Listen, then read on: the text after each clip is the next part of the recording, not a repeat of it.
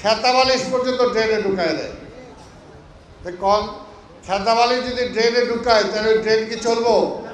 চলবো না, তখন তো বন্ধ হবেই। বন্ধ হয়ে পানি উপরে আসবেই। পানি উপরে আসলেই তারপরে এই যে দেখো সিটি কর্পোরেশন কোনো কাম করে না, বলবে না?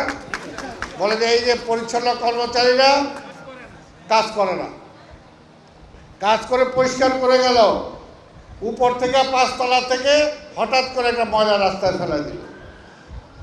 এই যে রাস্তায় ময়লা ফেললো, এতে তো রাস্তাটা অপরিষ্কার হলো, নিজে অপরিষ্কার করে আর বলে সিটি কর্পোরেশন পরিষ্কার করে না। তো ভাই আমি অপরিষ্কার না করলেই হয়? মশা মাছি এগুলোর জন্ম হয় কিভাবে? আমি যদি পরিচ্ছন্ন থাকি তাহলে তো মশার জন্ম হয় না, তাহলে তো মশার জন্ম হয় না। এই যে 2 দিন আগে আমার অফিসে নগর ভবনের পাশে পশু হাসপাতাল, সেটার ভিতরে কোয়ার্টার আছে।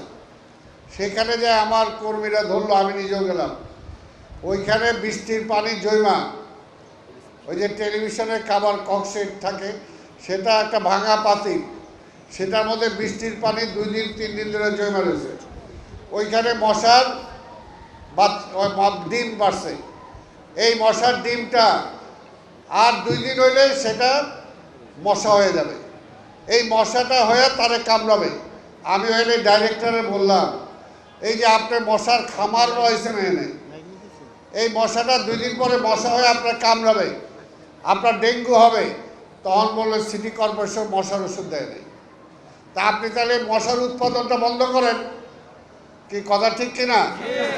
এই যে সাংবাদিক ভাইরা, এই জন্য আপনাদেরকেও সবসময় বলি যে সবাইকে বলতে হবে, আপনি সিটি কর্পোরেশনের সমালোচনা করেন ঠিক আছে, আপনি ওই যে খালের একটা আবর্জনা দিয়ে একটা ছবি ছাপাই দিলেন ঠিক আছে, দেন, আমরা সাথে সাথে পরিষ্কার করি।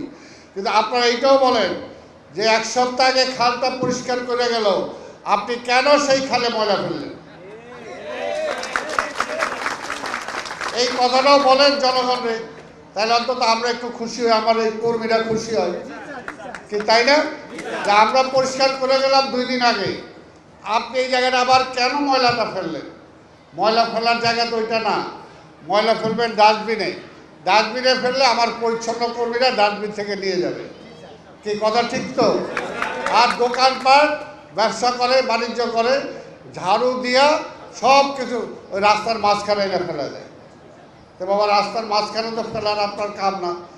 আপনি একটা ছোট ব্যাগ নেন, ব্যাগের মধ্যে ময়লাগুলো জমায় ডাস্টবিনে নিয়ে ফেলান, বা যে জায়গা থেকে আমার পরিচ্ছন্ন কর্মচারীরা ময়লা নেয় সেখানে যায় ফেলেন, তাহলে সেখান থেকে হবে। তাহলে তো ঢাকা শহরটা অপরিষ্কার হয় না। ঢাকা শহর কোনোদিন পরিষ্কার হবে যদি আমরা সবাই দায়িত্ব পালন না করি। কি বলেন, হবে? হবে না।